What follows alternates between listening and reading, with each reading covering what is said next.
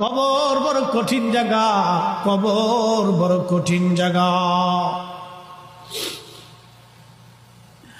অনেক বড় কঠিন।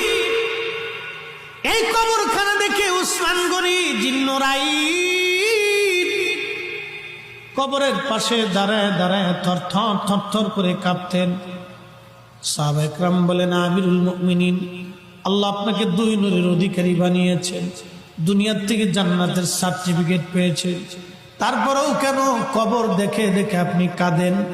উসমান গনি বলতেন, সাহাবীরা রে, আমি আমার মাশূকের জবান থেকে শুনেছি এই কবর হলো প্রথম ঘাঁটি, এই কবর প্রথম ঘাঁটি।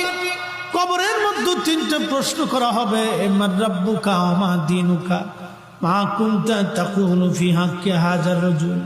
আমি উসমান গনি কি কবরের প্রশ্নের জবাব দিতে পারবো কিনা, এই চিন্তায় কবর দেখলে আমি কাঁদি, কবর দেখলে আমি